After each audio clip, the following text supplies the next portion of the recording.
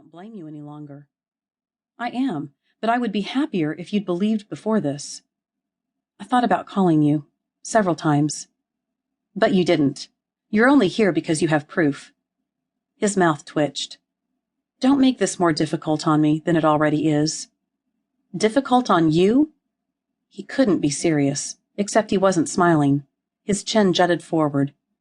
Unbelievable. He meant it. Her blood pressure rocketed into the danger zone. You canceled our wedding and broke up with me over something I didn't do. You called me a liar in front of your family, friends, and church. My business suffered because no one would hire a distrustful, lying wedding photographer. Jenna, she held up her hand, needing to say more. I'm not finished. He nodded once.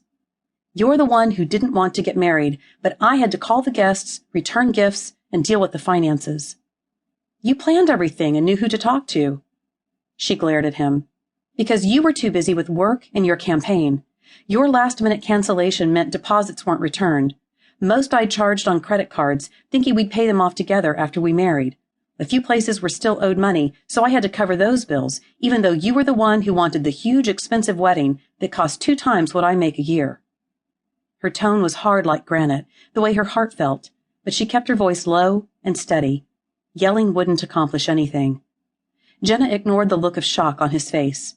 She wanted him to know how difficult the past 2 years had been because of his actions. My name was on the contracts, but legally, you were the one responsible since you broke our engagement. That's considered a contract, which you ignored. Unfortunately, I couldn't afford an attorney to sue you. I had no idea. He sounded genuinely surprised. His not knowing didn't absolve him of what he'd done. Weddings cost money. Did you think they would return the deposits when we were supposed to get married the next day? I didn't think about that part. Well, I had to. I took on 2 part-time jobs, and my brother paid the mortgage while he was deployed so I wouldn't lose this house. I thought about taking you to small claims court, but had no spare time and no transportation after my car was repossessed. Ash raised his hand, as if reaching out to her, then lowered his arm to his side and blew out a breath. Sounds bad. I hit rock bottom. I was on the verge of losing everything. Then one afternoon, I got caught in a downpour. I ran into the Sweetwater Community Church and met the pastor. I don't know where I'd be today if I hadn't wanted to get out of the rain. Pastor Dan and his wife Trish had worked with Jenna to make a debt repayment plan and given her 2 part-time jobs at the church, one on the cleaning crew and another with the espresso cart. The couple was a true blessing in her life, a gift from heaven to help Jenna find her way back, and continued to be so now. The pastor and his wife helped me straighten myself out. I'm down to 1 extra job as a part-time barista and less than a year from having the credit card debt paid off from the wedding you canceled. So excuse me if I'm not sympathetic that your having to apologize for being wrong is difficult. Ash stared at Jenna as if seeing her for the first time. He shifted his weight between his feet. You should have contacted me. I tried. A 1,000-pound weight of broken promises and crushed dreams pressed down on her chest. She took a breath, then another, trying to remain calm. This wasn't the time to lose it.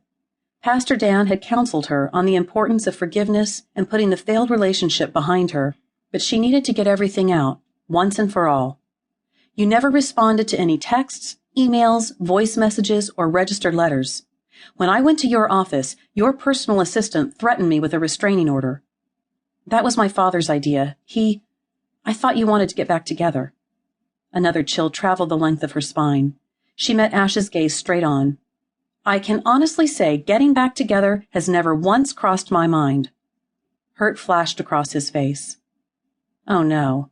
The last time he'd looked that way had been when his photo went viral. I shouldn't have said that.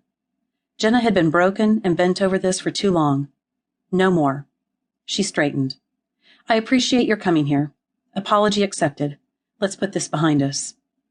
Relief filled his gaze, but his facial expression remained cautious. Thank you. You're welcome. See, she could be civil, polite even. If you tell me the amount, I'll pay back the wedding expenses. Jenna drew in a sharp breath, exhaled slowly. She didn't know if he was serious or not, but she told him the amount. One number she wouldn't forget. Ever. He didn't grimace or flinch or frown. Check okay? She nodded.